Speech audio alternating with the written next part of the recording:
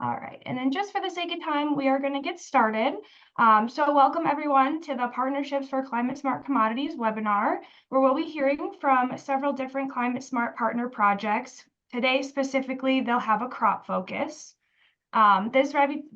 This webinar is brought to you by the University of Wisconsin Division of Extension, the University of Wisconsin Nutrient and Pest Management Program, Tall Pines Nature Conservancy, the City of Oconomowoc, and Glacial and RC&D. My name is Jordan Schuler, and I will be your host today. Today, the first person I would like to introduce is Kristen Foringer, the Wisconsin State Working Lands Climate Smart Specialist with the USDA-NRCS. Kristen, would you mind introducing yourself and giving a brief summary of how you're involved in these projects? Sure. Good morning, everyone. I'm Kristen Foringer. My title is a mouthful, but for the purpose of this webinar, my role in Partnerships for Climate Smart Commodities is that I am the Wisconsin technical point of contact for that program. And so just a quick overview of Partnerships for Climate Smart Commodities, which I will just abbreviate as PCSC, because that's also a mouthful. As you know, USDA invested more than $3 billion for about 140 projects through this program. The program seeks to build and expand market opportunities for American commodities produced using climate smart practices through pilot projects, positioning American producers as global leaders in climate smart ag production. So the folks that were selected for a PCSC grant, which might span up to 5 years, will provide technical and financial assistance to producers to implement climate smart production practices on a voluntary basis on working lands, pilot innovative and cost-effective methods for quantification, monitoring, reporting, and verification of greenhouse gas benefits, and develop markets and promote the resulting climate smart commodities. So in Wisconsin, we have about 27 projects that span our state and our commodities. It includes 43 major commodities and has taken about $1 billion of that $3 billion in funding. So we're really well positioned to make some really strategic changes in our commodities and our climate smart ag. Awesome. Thank you, Kristen. And I know you said you'll be around to answer any questions that might come up. So then with that, I'll introduce our first speaker, Will Fullwider with the UW Extension. He's a regional crops educator for Dane and Dodge counties, and he will be kicking off our conversation about climate smart agriculture.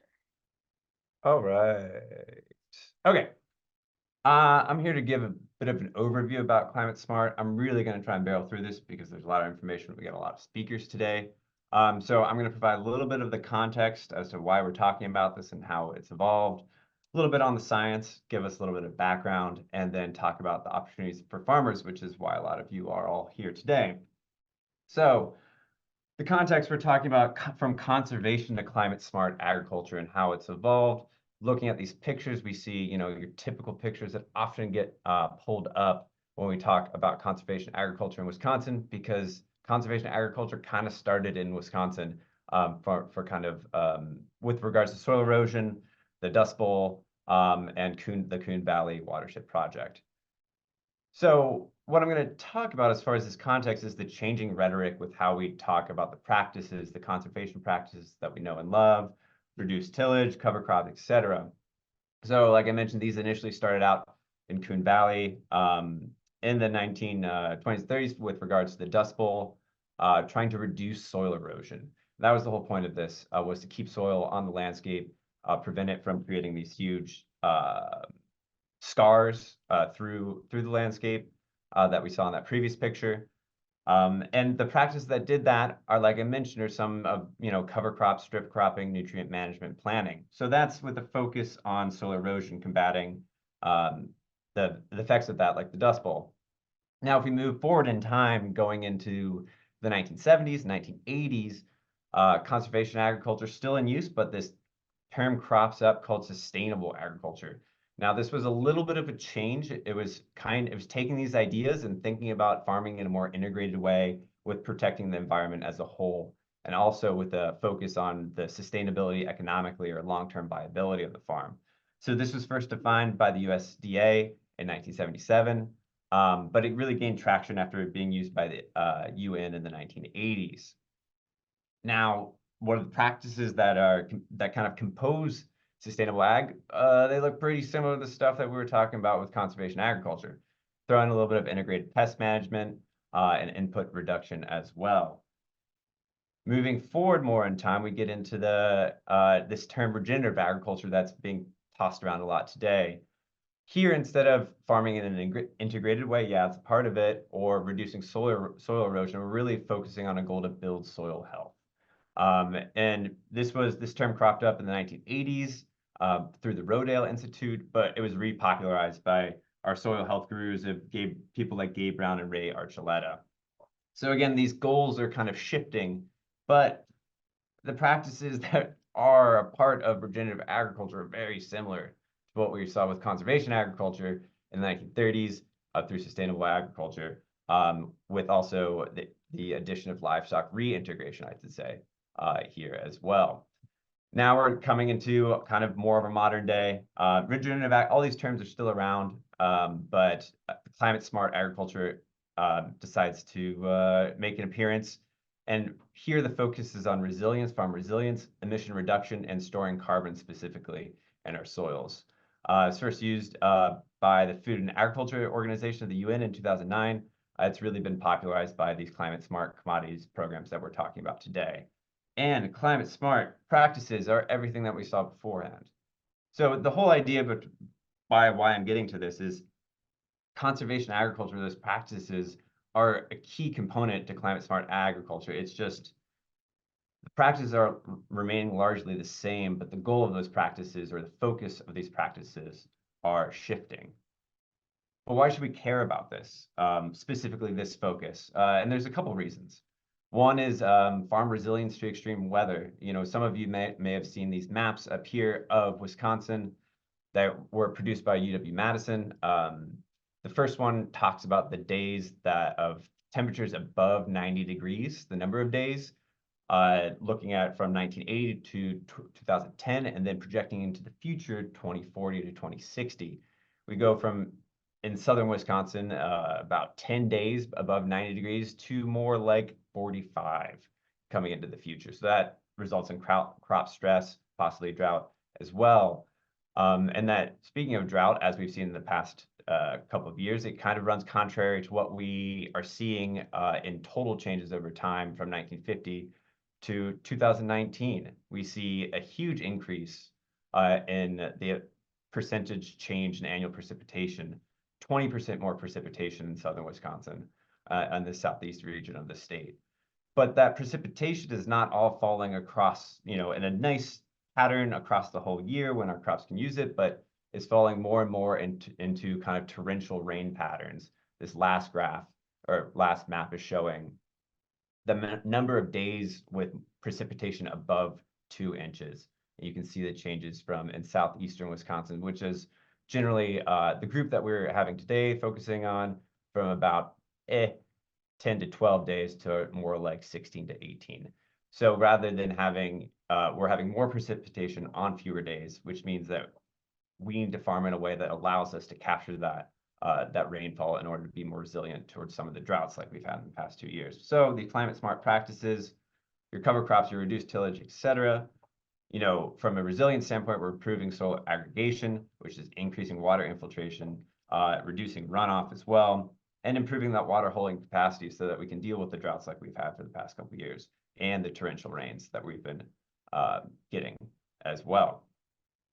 The residue from these practices on the surface also helps to cool our soils in heat and drought, maintain that moisture.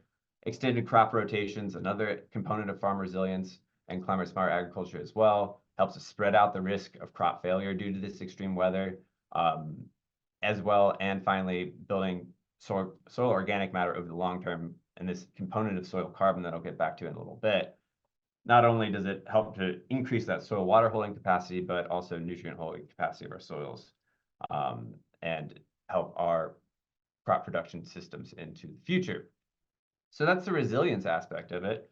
But one of the large parts of it that we talk about, so adaptation, resilience, and then also the mitigation. In Wisconsin, agriculture accounts for about 18.5% of greenhouse gas emissions. And that agriculture's share of total emissions for the state has been rising over time. In 2005, it was 12%. Now, in 2017, 15%, now up to 18.5%. And that was the largest increase among the different sectors of the economy. And agriculture is not super even in its production of greenhouse gas emissions.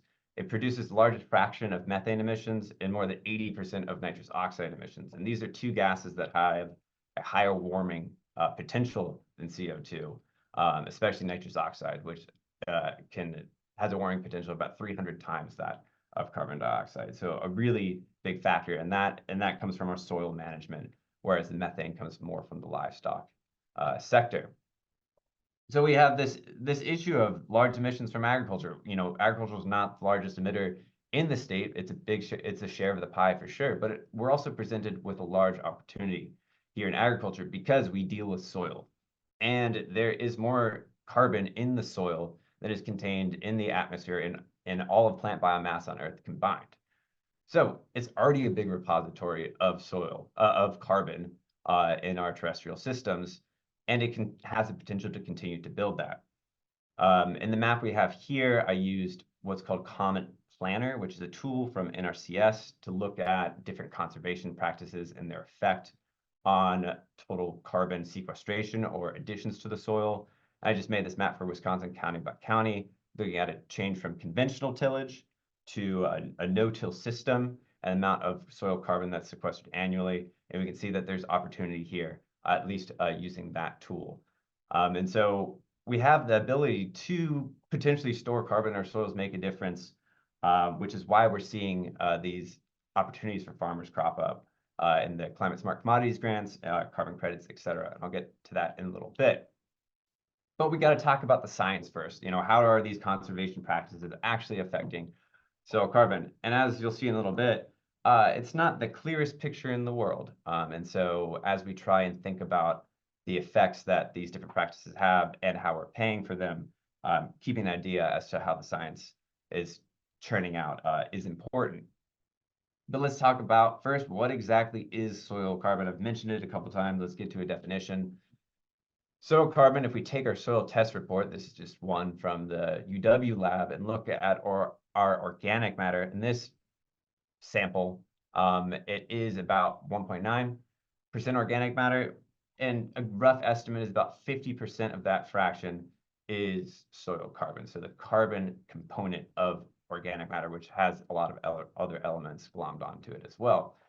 But how is soil carbon created, or how is carbon put into our soils? We have the one full carbon cycle here on this graphic. The yellow terms are additions to soil carbon, whereas the white are cycling carbon in the form of CO2 back into the atmosphere. Our plants photosynthesize. They exude sugars more or less through the roots into the soil, which feeds the microbes.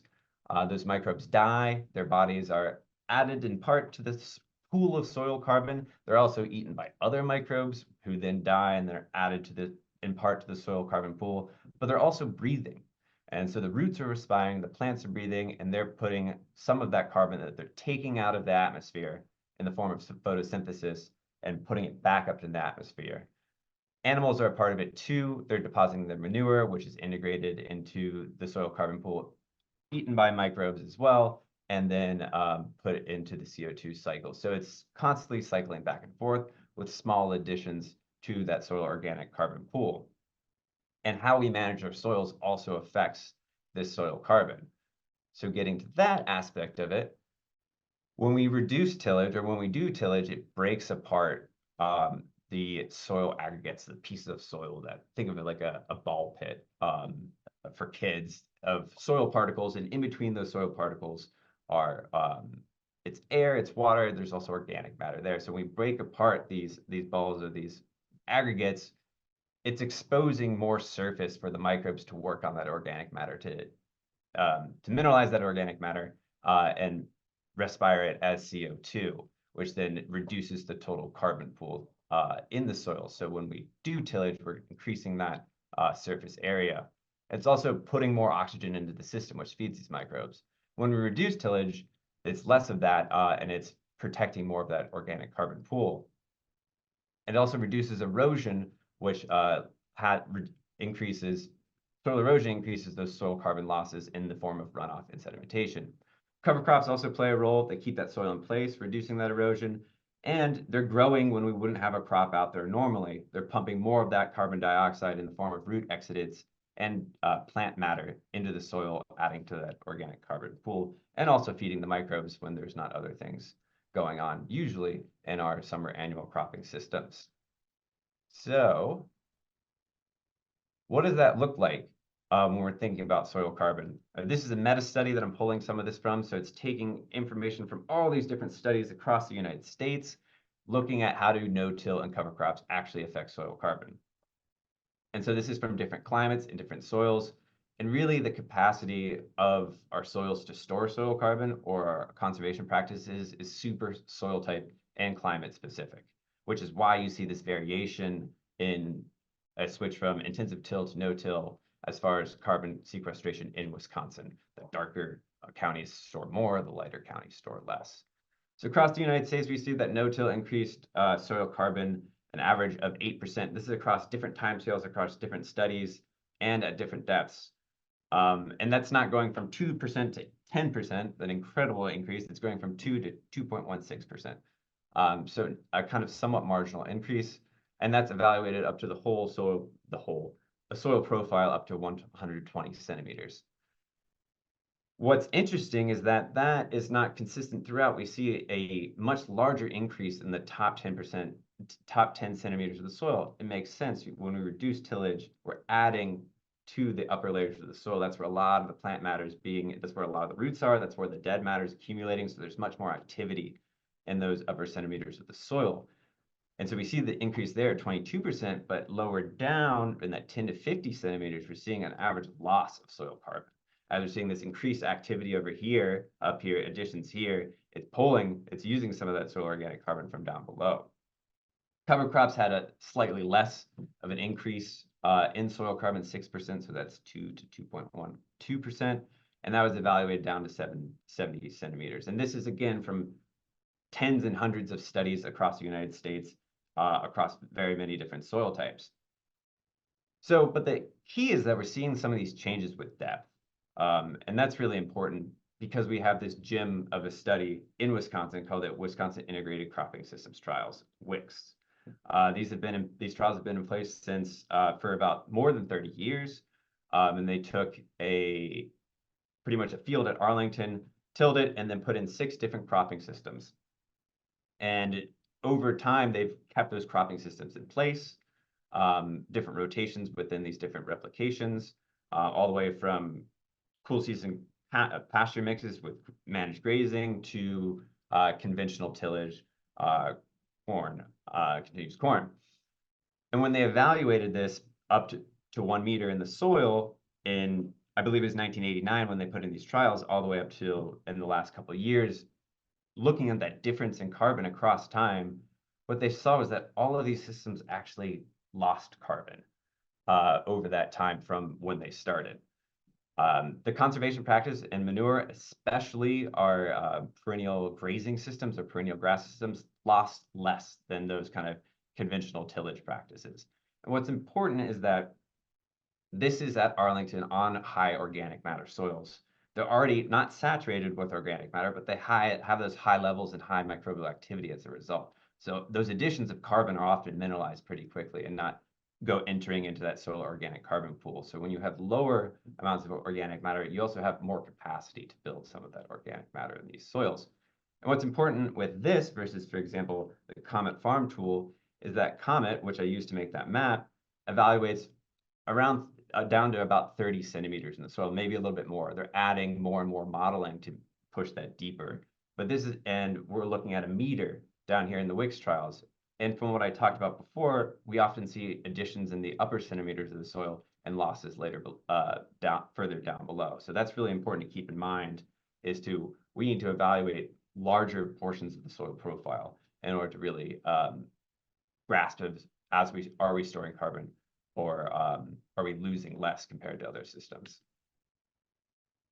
So that's kind of the science of what we're looking at. And I'm going to touch briefly on this because it's what everyone else is going to talk about. some of the market and policy drivers here, and the opportunities for farmers in this space. I'm going to touch briefly on carbon credits. Especially a couple years ago, there was a lot of interest, not a lot of uptake that I've seen. And this is payments from companies like you have listed here for reducing tillage, cover crops, nitrogen management, and extending rotations. And the reason for a little bit of not much uptake is the payments were pretty low. They range from $6 an acre to 30. And the key here, and this was what differentiates a lot of this Climate Smart Commodities programs from these agricultural carbon credits, is this is to offset emissions. So you have a company, I always pick on United Airlines because they're a big one, but United Airlines has a flight from Madison to Dallas, Texas, let's say. And they want to claim that that flight is carbon neutral. What they do is then they go through one of these companies who works with a farmer, let's say, to introduce reduced tillage or no-till or cover crops into their system, storing carbon, at least, to that 30-centimeter margin where they're evaluating in their soils. They then buy that storage, more or less, they buy that stored carbon from that farmer and sell it to United Airlines. So United Airlines can now say, we have offset our emissions. This flight is carbon neutral because farmer X is over there storing our carbon for us. Now, the farmer cannot say that they are carbon neutral. They have sold the ability to do that. And that's what differentiates this agricultural carbon credits from some of the insetting programs that the folks will talk about today, and I'll mention here briefly. And what's important is that, again, how are they evaluating it? To what depth are they evaluating it? And a lot of them are to this 30-centimeter threshold that maybe doesn't get at the whole science as to what's happening kind of lower down with soil carbon. And the data's fuzzy on these different practices with the WICS trials. It's not clear cut either. So we get into some of these federal programs, partnerships. I'm not going to spend much time here. These partnerships for Climate Smart Commodities. Kristen talked about it a little bit, but what's important is a lot of these are insetting programs. So farmer does something that lowers their carbon footprint, not even necessarily storing carbon. That then, because let's say it's a dairy producing milk, their milk goes to, I have Organic Valley's program here just as an example. Organic Valley is then processing this milk and they are paying that farmer for those practices, but because it's within the same supply chain and they're not paying to offset emissions elsewhere in the supply chain, they can also say that this is a low carbon product, taking it all the way to market. So that's a real difference in the insetting versus the offsetting programs. One or two different supply chains, aviation offsetting in the agricultural supply chain, and the insetting is within the single supply chain, taking that product throughout that chain. So those are insetting programs. People will talk about that later, so I'm not going to get into that. But to wrap it up, Climate Smart Ag is a lot of the practices that we're familiar with, but instead we're focusing on soil carbon rather than soil erosion or soil health necessarily, soil carbon being a key component of both of those though.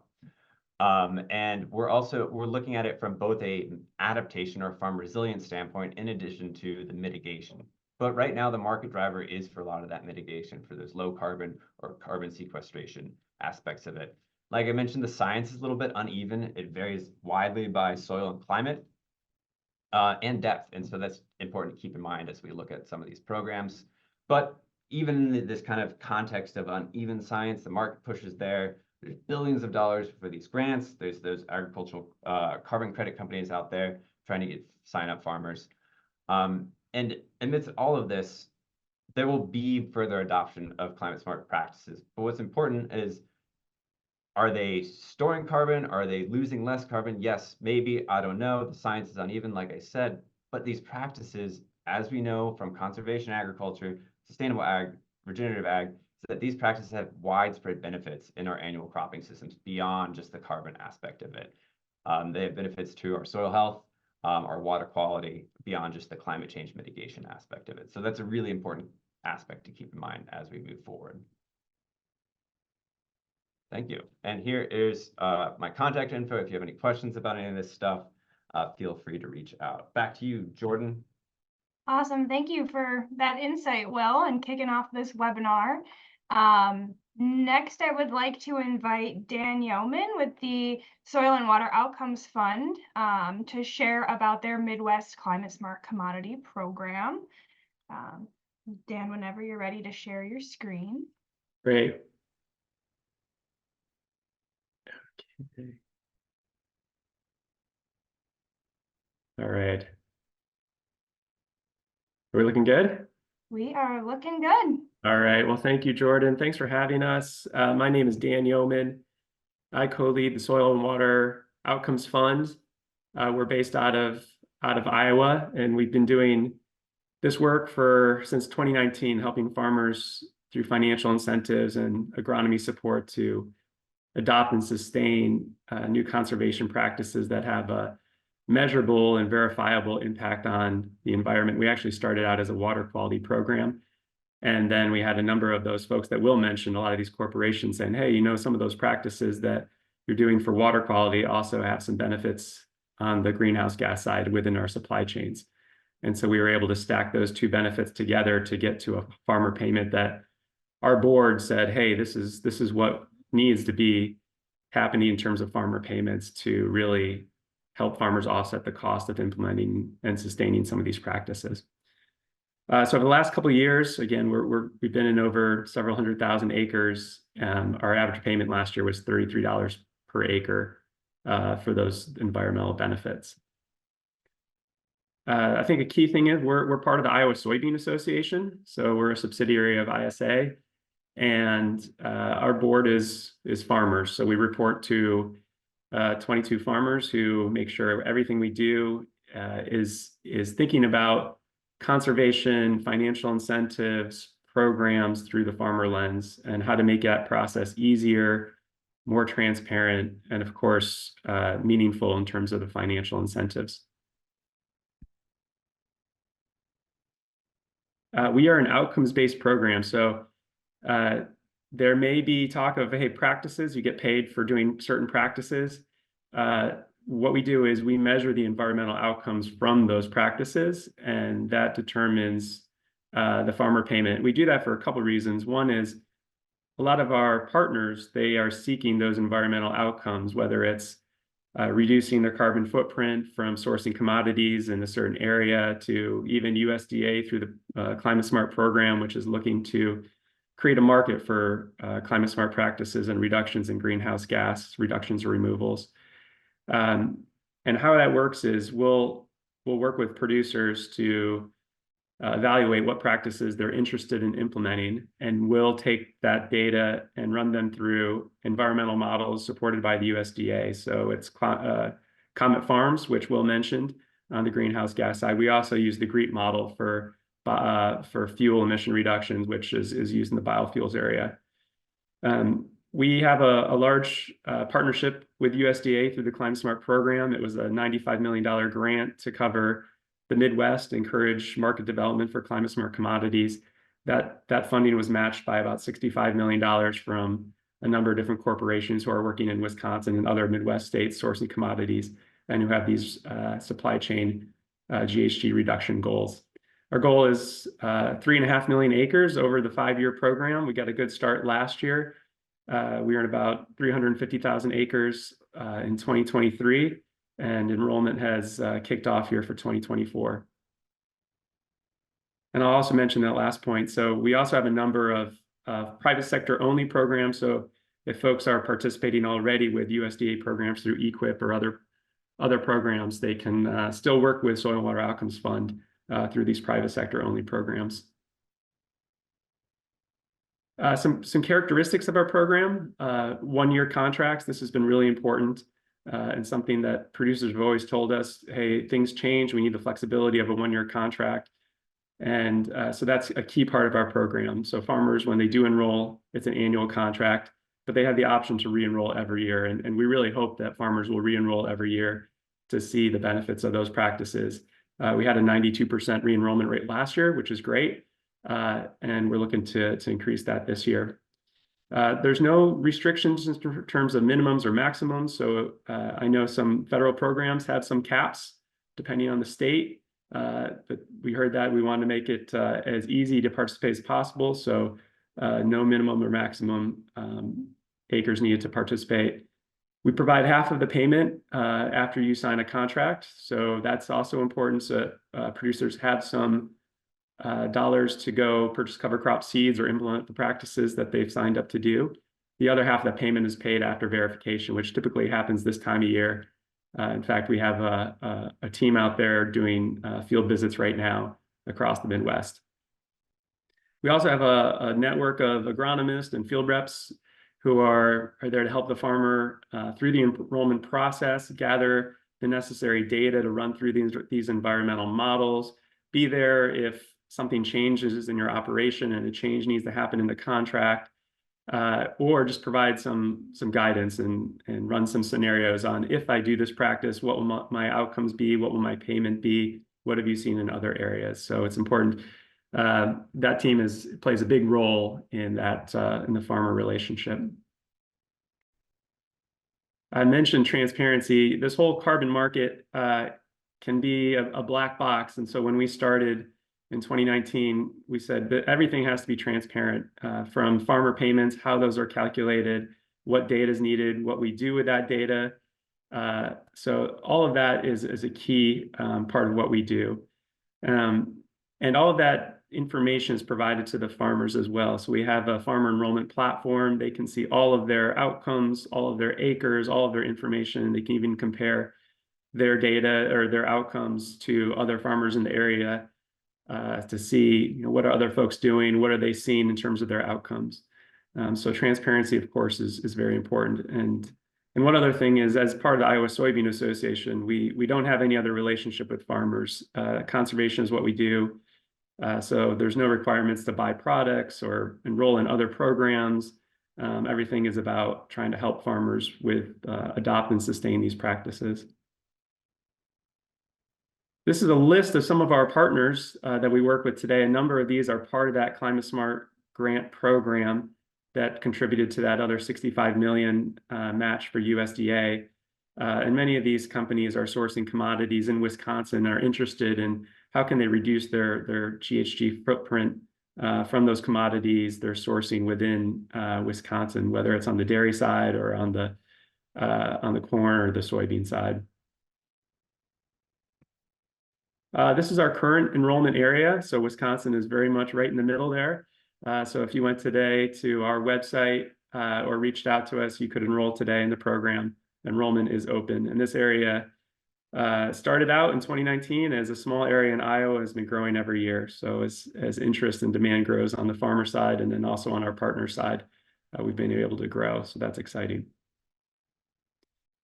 I'll just touch on a couple specifics of when a producer is looking to enroll. We have a wide list of commodities that can be that they can participate in. So as long as the farmer has decision over their field operations, they don't have to be a landowner, then they can enroll that field or set of fields in the program. Eligible practices, so there is an additionality requirement, which I'll talk about.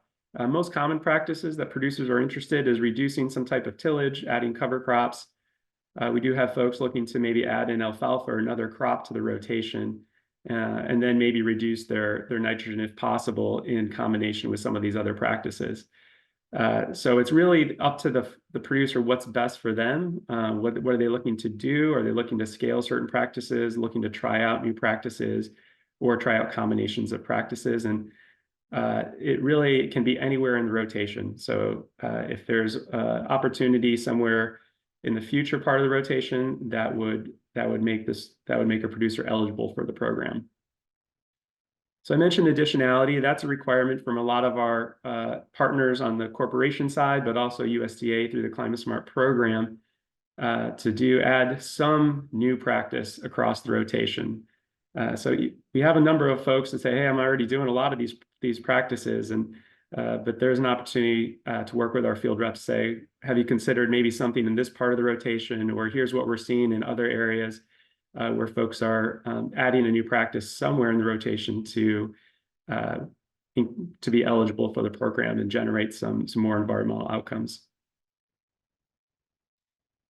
So we have a field representative in Wisconsin, Northern Illinois. This is his information. There's a QR code if anyone's interested. in going to theoutcomesfund.com to learn more or have someone reach out to them. So thank you all for the opportunity to share a little bit more about the Soil and Water Outcomes Fund and what we're doing in Wisconsin. Great. Thank you, Dan, for sharing that information. And if anybody misses that QR code, the link is also in the chat to the Outcomes Fund website as well. I'm not seeing any questions, but if anybody has any, they invite them to unmute and ask.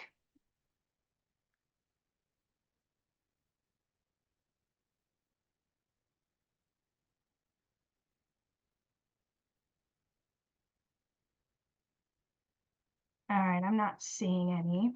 Well, thank you again, Dan. Well, thank you, Jordan. Reach out anytime. We're happy to answer any questions or talk more. Thank you. Awesome. So our next speaker will be Katie Gibb with the Farmers for Soil Health Climate Smart Commodities program or partnership. Make sure I get everything right here. And with that, I'll let Katie take it. Awesome. Thank you so much. Hopefully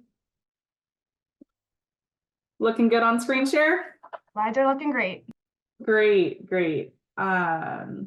Well, hi, everybody. My name is Katie. I am a Wisconsin soil health specialist based out of Eau Claire, Wisconsin, working for the Conservation Technology Information Center. So Farmers for Soil Health is a new program and as a result of a Climate Smart Commodity project. And it was a collaborative effort between three major agricultural commodity groups: the National Corn Growers Association, United Soybean Board, and the National Pork Board.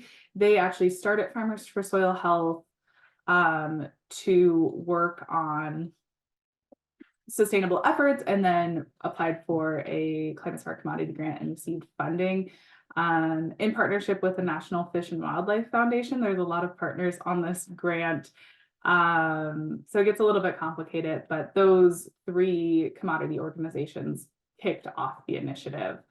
So the goal of the program itself is to double cover crop adoption. According to the 2017 USDA agricultural census, cover crops were only utilized on 6% of agricultural land, totaling around 15 million acres. And Farmers for Soil Health's goal is to double that and reach 30 million acres by 2030. So the program itself is 20 states wide and led by state commodity groups. And in Minnesota, South Dakota, and Wisconsin, the Conservation Technology Information Center, CTIC, is partnering with those state commodity groups to offer technical assistance and lead the effort. So I partner with Wisconsin Soybean Association to be the boots on the ground support in Wisconsin. The Conservation Technology Information Center is a nonprofit that was formed in 1982 to support the widespread use of economically and environmentally beneficial agriculture system. We're a member-based organization that includes farmers, policymakers, regulators, academic researchers, and conservation groups and farm media, along with a whole bunch of people. And this is kind of the first time CTIC has had really strong boots on the ground effort in Wisconsin, Minnesota, and South Dakota as a part of this group. But our goal across these three states is to reach 87,000 acres and help enroll 479 farmers in Farmers for Soil Health. In Wisconsin, that means I am reaching out to 186 farmers to enroll in the program and have a goal around 35,000 acres. This is by no means a cap. I can largely exceed these goals, but that is the objective within the grant program. So Farmers for Soil Health offers cost sharing upward of 10,000 farmers. By no means is that a cap. That is just our goal, to reach 10,000 farmers for cost sharing. Farmers who are new to cover crops, Farmers for Soil Health will pay $50 over 3 years for adoption of cover crops. The breakdown of that is $25 your first year, $15 your second, and $10 your third year. Farmers must plant cover crops on the same fields consecutively for 3 years to receive that full $50 payment. However, this program is very flexible, and at a national level, the team has been very receptive to meeting kind of farmers where they're at and treating some situations in a case-by-case basis. And the program is not a contract by any means, so you could enroll for 2 years, and if something happens, you could drop out of the program on that specific field. So it is quite flexible that way, and you aren't locked into that 3-year commitment. However, to receive the full payment, we would like you planting cover crops for 3 consecutive years. Cover crops must be planted to NRCS practice standard, and then new cover crops are defined as any fields that were not cover cropped in the year prior. So if you have a gap in planting covers, you could qualify for new payment. There is also a signing incentive payments. We refer to it as SIPs, which is a smaller payment of $2 an acre for cropland that has already been cover cropped in the past. This is a great payment for anybody coming off an EQIP contract or anything like that, that you can just transition right into that $2 an acre payment. Lost my controls there.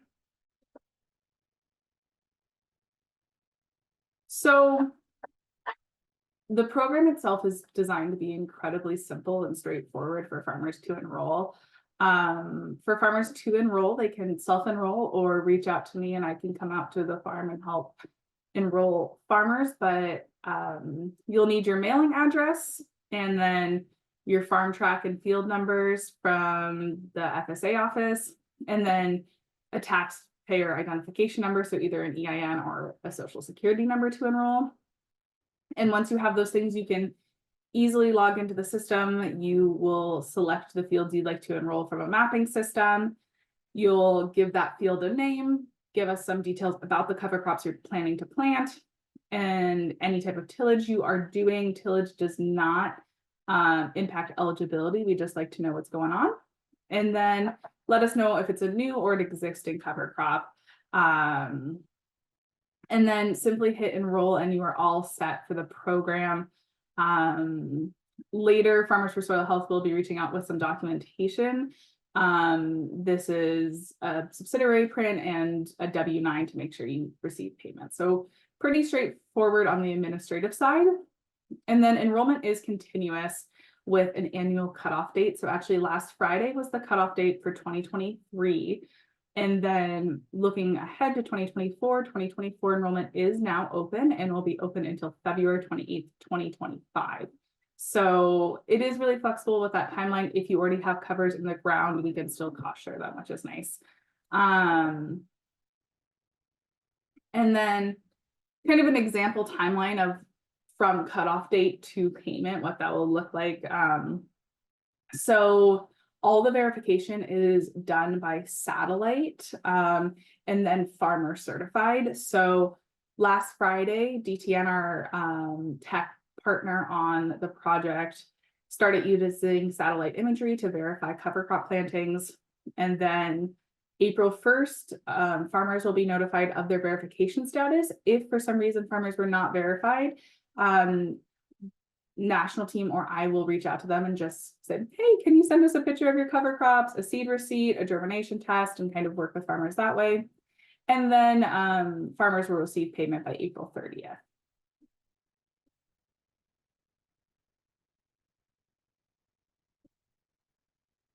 So there's a handful of benefits to Farmers for Soil Health. One, which has been a big selling point for some folks, is the creation of a sustainability marketplace. This marketplace is not up and running yet, but it is an added benefit to Farmers for Soil Health. It is completely optional for farmers who enroll, but it will be exclusive to Farmers for Soil Health enrollees.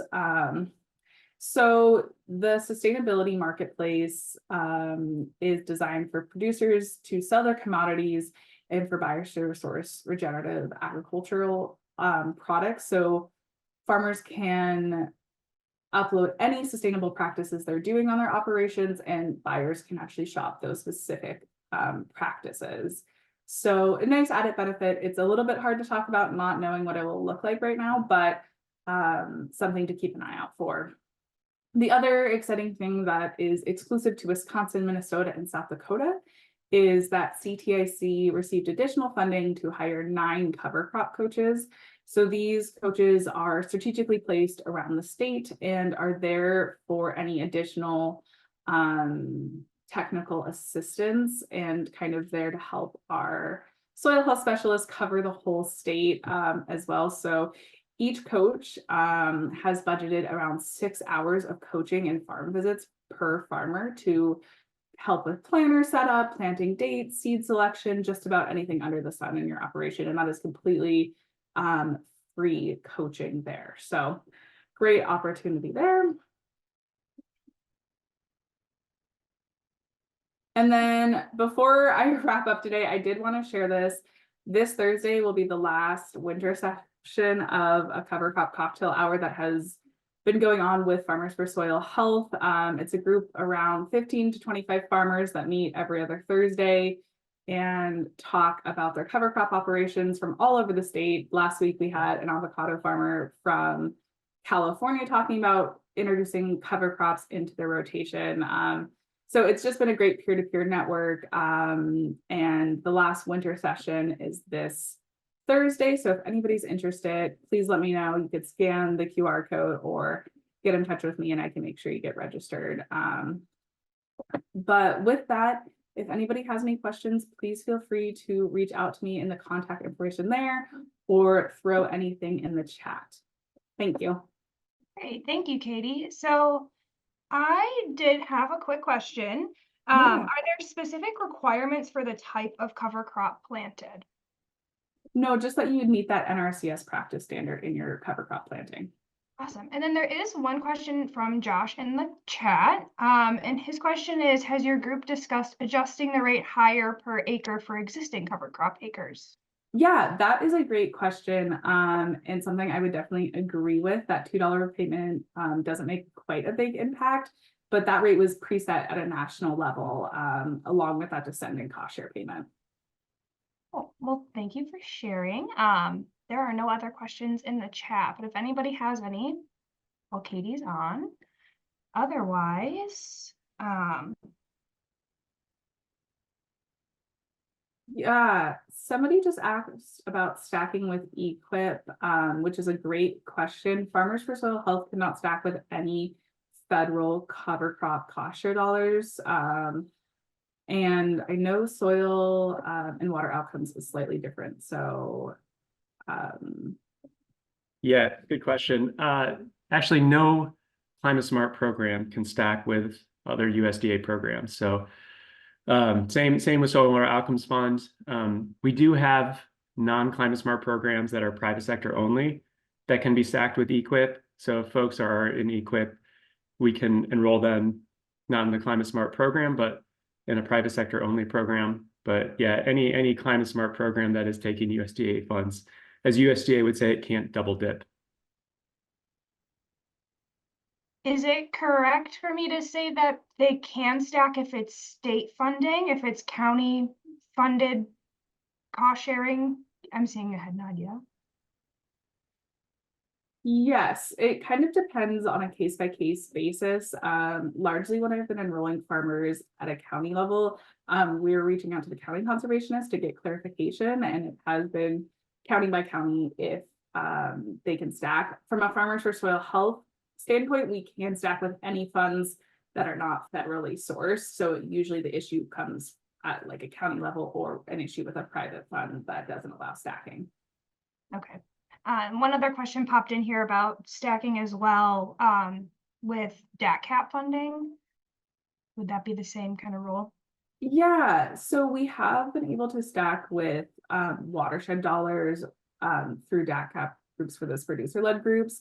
Other DAC cap funds, it has been like case by case. I know the cover crop rebate fund that cannot stack that $5 rebate for cover crop plantings cannot, but yeah, very case by case. Awesome. Well, thank you both. Just for the sake of time, we're going to move on to our next presenter. Our next presenter will be Mercedes Talvity with the program titled Growing, Marketing, and Measuring the Climate Smart Impacts of Organic Grain and Field Crops. So Mercedes, I'll let you take it away. Awesome. Thanks so much. Let me just share my screen.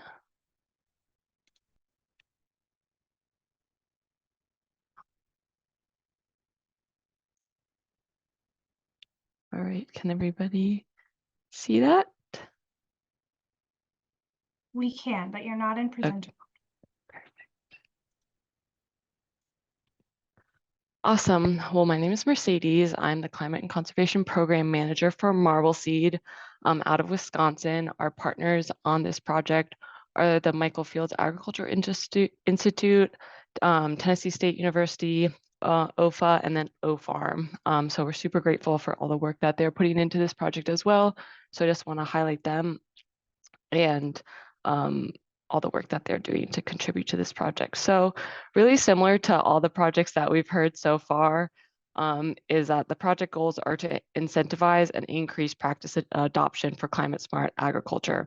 So our specific project goals are to assist new adopters to understand and initiate the steps for successful practice implementation. So if you're new to climate smart, if you're new to cover crops, if you're new to no tillage, making sure that appropriate steps are taken to make sure that they're successful in that implementation, as well as increase the funding opportunities for producers to advance their current conservation practices. So maybe you've been doing cover crop for multiple years.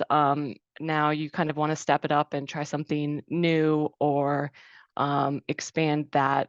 So just offering opportunities for those producers who have been engaged in conservation on their land for a while.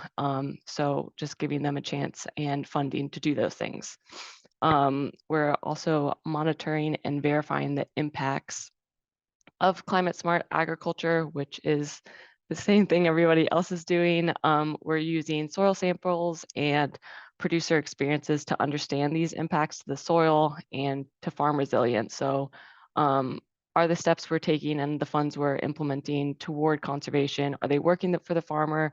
And is it going to increase their overall farm resilience and like their ability to implement these techniques without funding in the future? And then our last goal is to create and expand markets. So we're really lucky to have OFARM as a partner on this, which is a cooperative. So they're going to be helping with the individualized marketing plans and to identify marketing opportunities for climate smart grown grains. So what are the producer benefits to this project? Similar to everybody else, it is incentive-based. It is paying for a soil health practice to be implemented. So our eligible practices include everything really from cover crops, minimum tillage, to forest stand improvement, to grazing, to nutrient management. We really have a robust list of practices that are available. And this is because we want to serve all farmers who are interested in climate smart, not that just those who want to do cover crops or something. We want to improve agroforestry implementation within organic systems and cropping systems in general, and also get livestock on the landscape. So providing $5,000 annually to farmers to do those things is really going to make a difference, especially to farmers who've never done that before. And so the contracts are for 1 year, but they can be renewed until 2028, which is when our project ends. We were in the second pool funding for Climate Smart. So this is our first year rolling out this project. We're super excited. And if you want to be a guinea pig on the project in the first year, come join us. So you can renew your contract every single year. They're written for 1 year just because we understand things change so quickly, especially in a farm business landscape. But you can get $5,000 each year, one after the other. However, we do have the option to have $1,000 1-year contracts. And those are for those who are only interested in the technical assistance aspect of this project, rather than like the soil sampling and the market investigation. So you get $5,000 annually to implement the soil health practices, as well as one-on-one technical assistance from our field service coordinators. So everyone involved in this project, Marbleseed, O-Farm, OFA, they will all have technical field service coordinators who will provide one-on-one technical assistance to the farmer. And this is going to be crucial and kind of lets the farmer have flexibility within communication and site visits and understanding their soil samples that we're taking. So just really providing this one-on-one assistance to the farmer and being available to the farmer, because we also understand that soil health implementation it's really a journey, and it does take a lot of understanding and understanding all these new techniques can really kind of be a heavy lift. So having field service coordinators who are really experienced and understand organic growers is definitely sets this project apart. As well as everyone likes to have a community when they're trying something different. So access to local field days, conferences, and grower summits. The travel to these is paid for through the project. We understand that maybe you don't want to talk to your field service coordinator about what you're implementing, talking to another farmer who's engaged in this project and kind of going to their farm for a field day or talking with them at a conference can be really helpful to kind of put a big picture behind this project, because it is for so many years and it touches so many states. So kind of understanding that there is a farmer maybe 2 hours away from you who's also engaged in this project, and you can chat with them, not just your field service coordinator. So for eligibility, you do have to be a certified organic grain grower for the entirety of the project. We really want to get organic involved in the climate smart discussion and have them be able to reach funds that are we just want to be set apart because we know that organics do need a lot of assistance when it comes to implementing cover crop as well and tillage management. So you have to be a certified organic grower. Similar to all the other projects, you have to have a farm number with the FSA. For this, because we are touching organics, you have to update your OSP as necessary. Again, same with all the other projects, you cannot enroll the same field if it's already receiving NRCS payments, for instance, EQIP, CSP, things like that. And our project area, I know I'm probably just talking to a group of Wisconsinites, but we're in Wisconsin, Minnesota, Indiana, Iowa, Illinois, North Dakota, South Dakota, Nebraska, Kansas, Ohio, Michigan, Kentucky, and Tennessee. And so a question we often get asked is, how is this different than an NRCS program? And we are super grateful for NRCS. Obviously, we really are using all their practice standards and things like that. But what makes this different is that there's going to be no application or waiting period to get enrolled in this project. It's not based on points. If you're eligible and we have the bandwidth to accept you, we can work with you and get you payment. And rather than working with the NRCS, you're working with the grant team and you're receiving funds from us. So you'll get $2,500 after completing the initial interview, and then the additional $2,500 after implementing the practice. It's not based on acres, it's just $5,000 annually. You get that one-on-one technical assistance, which you also get within NRCS, but it's really timely, it's catered to your farm's needs, and it's going to be kind of local to you. And you have a community of other organic farmers within this project. And lastly, there's assistance with individualized marketing plans. So how to market your climate smart products, analysis of the market in your area. And so, yeah. And so if you want more information, you can contact me at my email or call me at the number with the extension below. but we would love to see some organic growers engaged in Climate Smart. And yeah, does anybody have any questions? I'm just looking at the chat, but it looks like there were a few questions that popped up in the chat. One of them was, can you give examples of advancing practices above current cover cropping acres and standard rotation of grain crops? sure. So it would kind of be like if you are advancing to like CSP level or something like that. So helping funding with a more diverse cover crop mix, like whatever mix you want to do, interseeding, things like that. So it kind of be like, oh, I'm just implementing rye now. I've kind of got a really good handle on that. Let's see if we can do a more diverse cover, including different legumes and different grasses, or if you want to interseed, like extend your cover crops into interseeding, you're going to do it between corn or anything like that. So assistance to do those things and funding to do those things. Awesome. So I do see there is another question in the chat, but one of our presenters has a little bit of a time crunch. So I'm going to ask that he quickly talk on his program. So that'll be Dylan. And then we'll go back to that question since everybody else will still be on the chat or on the call. Dylan Vaca is here with the DeLong Company. I'll let him kind of take it away and share about what DeLong's is doing. Yep. Yeah. Can you guys hear me? Yep, we can hear you. Okay, great. Then I'm going to share my screen real quick here.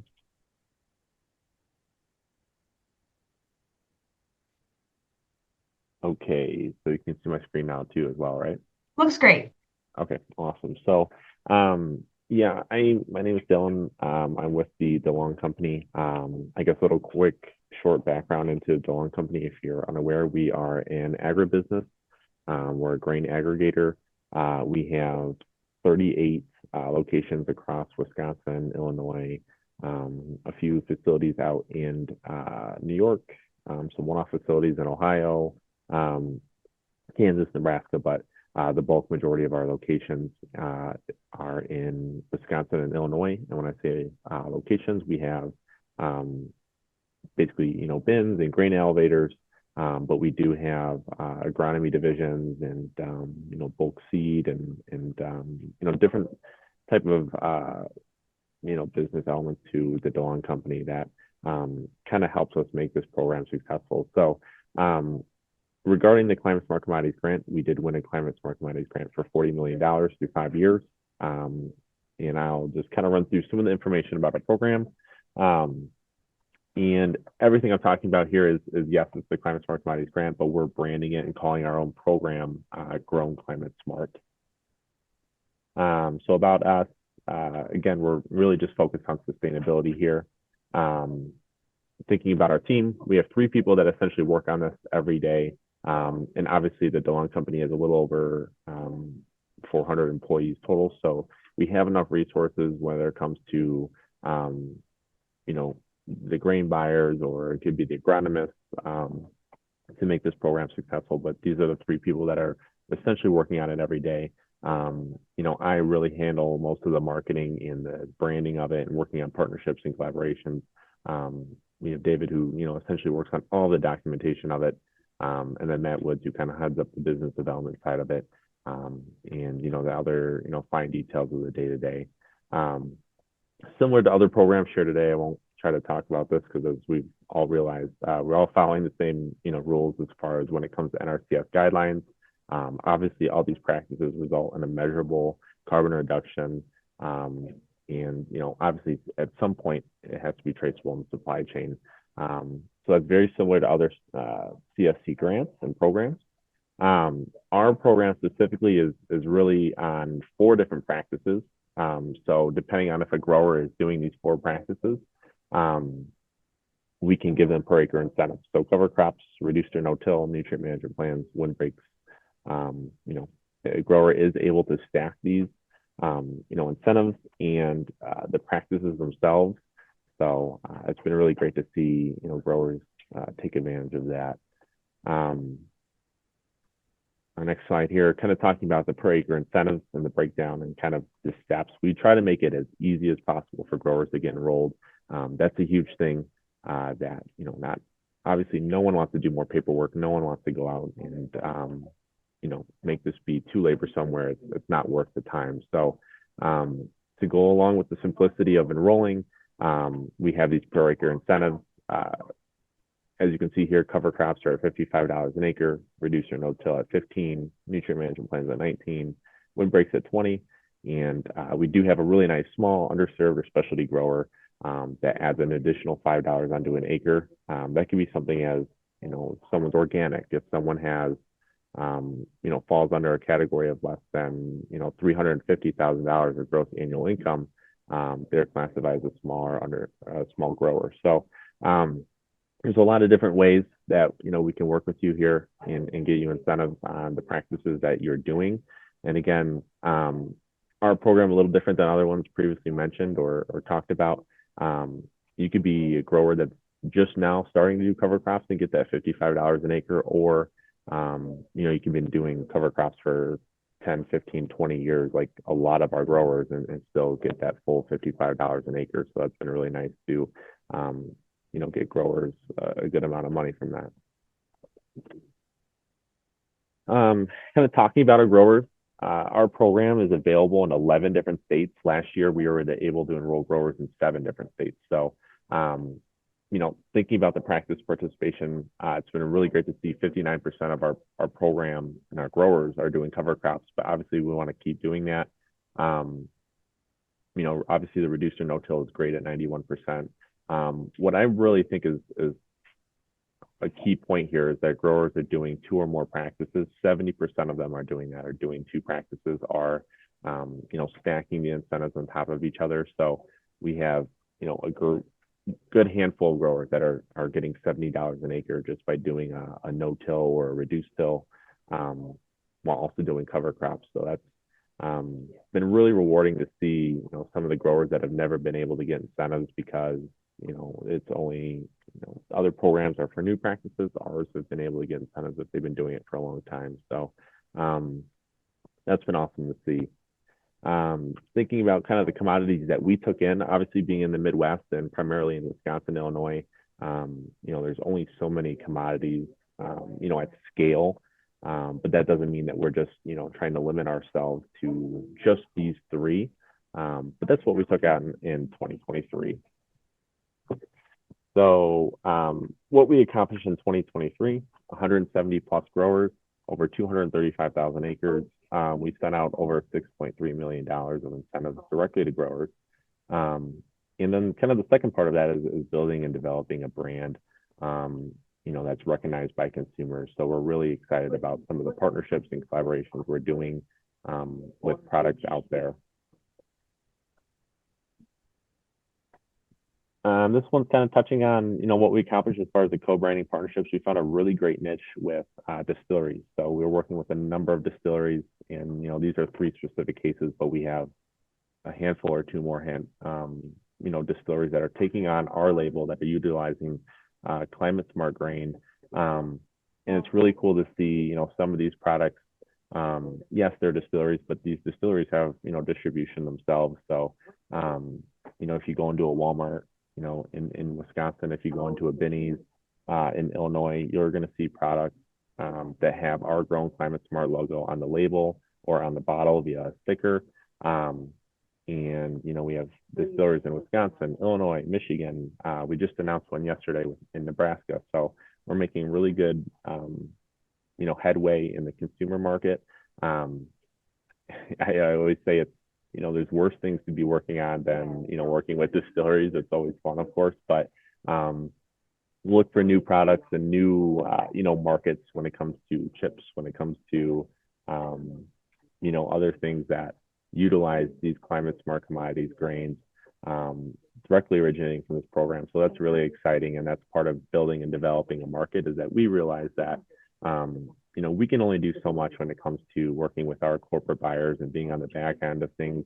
But we realize consumers need to know what they're purchasing as well. So we think this is a really important piece in building and developing a market that commands a premium for these grains, because ultimately we don't want to do just a program for 5 years and get, all these acres in and all these growers in and get them incentives. And then after 5 years, we say, okay, we are successful, but that's all we had.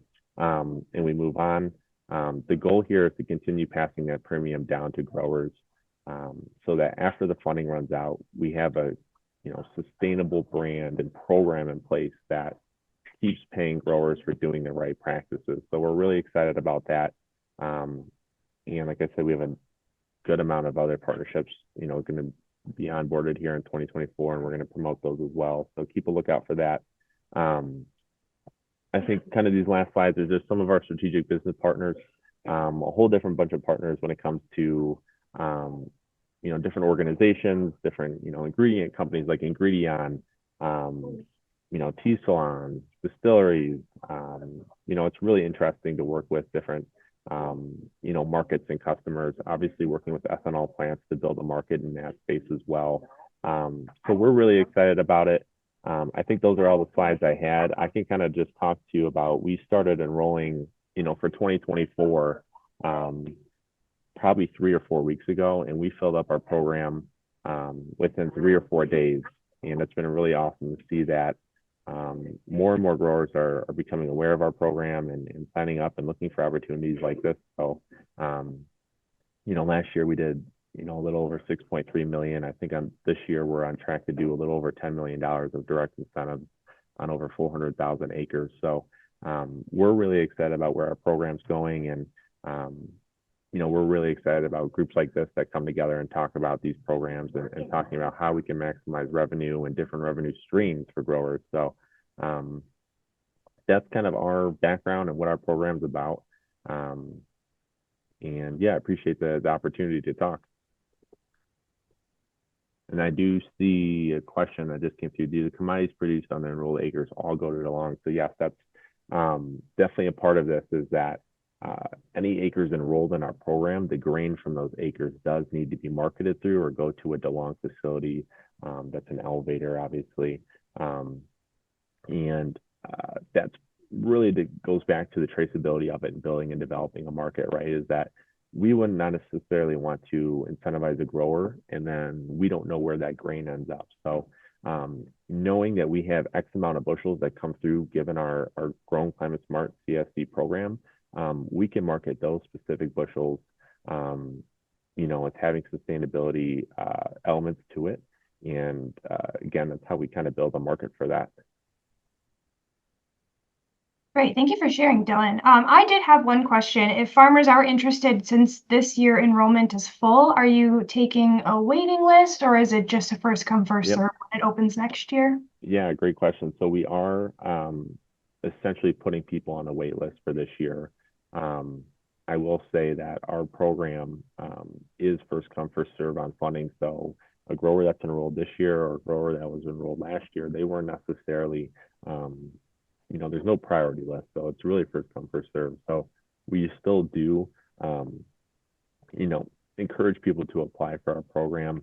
And that helps us kind of put them on the list for us to reach out to next year. And also, kind of budget appropriately, because we want to continue to grow this program, and we don't want to necessarily put a ceiling on it and how many growers and how many acres we can, take in. So again, we still encourage applications to come in, and we'll keep you on that list, and hopefully next year we can get growers in. But yes, it's that's kind of what we're telling people. Great, thank you, Dylan. I'm just going to do a quick little plug that since people are going to start dropping off, when you do leave the Zoom, there will be a survey that pops up. We invite you to give us some feedback about this webinar. But I did see there was another question in the chat, and I think this question could be geared towards any of the speakers today. That question is, where double dipping is not allowed, are projects verifying this by cross-referencing participants and acres with the NRCS? Also, are the Climate Smart Commodity projects cross-referencing with other Climate Smart Commodity projects?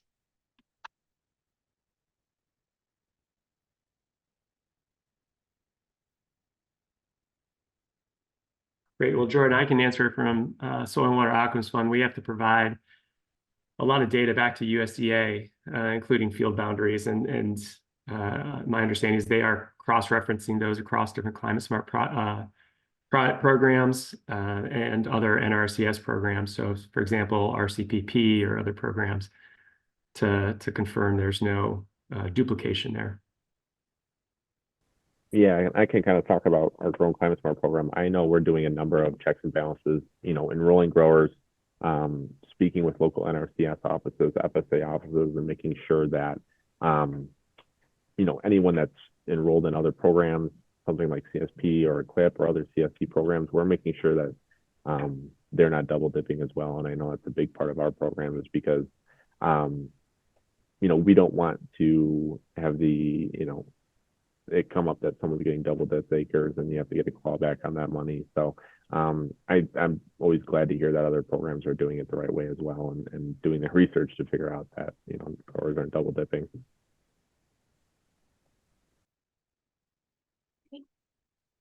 Thank you both for providing an answer to that question.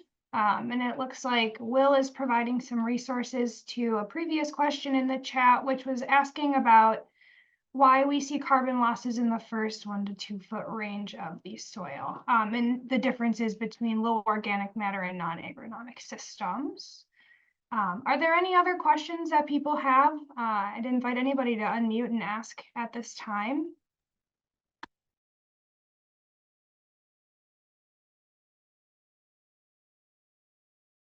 Hey, Jordan, this is Josh. I put a note in the chat, and if those on could just kind of confirm this, and maybe this is a distinction in the messaging that we share. Are we really focusing on the same practice on the same acre? If so, there might be some interest in looking between the Climate Smart grants. One provides one area, one maybe provides another. Or sometimes some of our funding is limited on the amount of acres that we can cover. So maybe pitching it, so we can try to maximize the coverage right across our whole farm. If that indeed is allowed, if we're really focusing on not trying to duplicate funding for the same practice on the same acre, I don't know if that always comes out of our conversations about stacking or double dipping. Yeah, Josh, that's a really great point to make. And I'd be curious to hear some of the responses. Oh.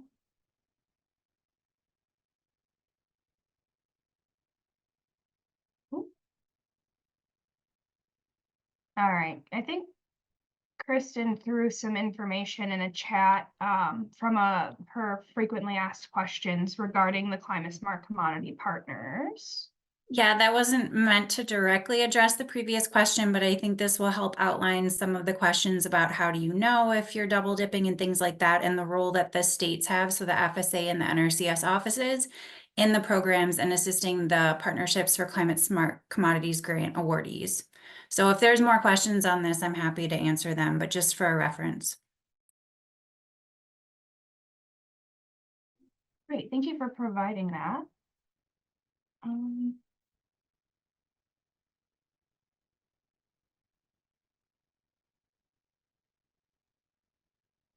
Jordan, one thing that we've done in webinars in the past is we have shared resources that come through the chat.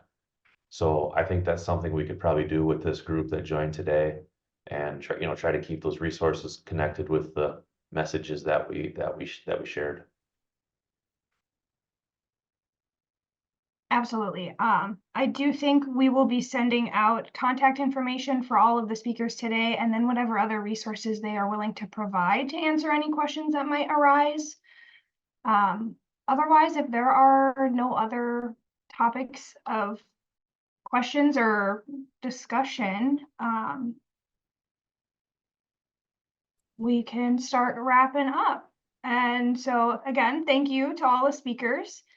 And then thank everybody again for being here today and participating in the conversation. And I hope everyone has a great afternoon.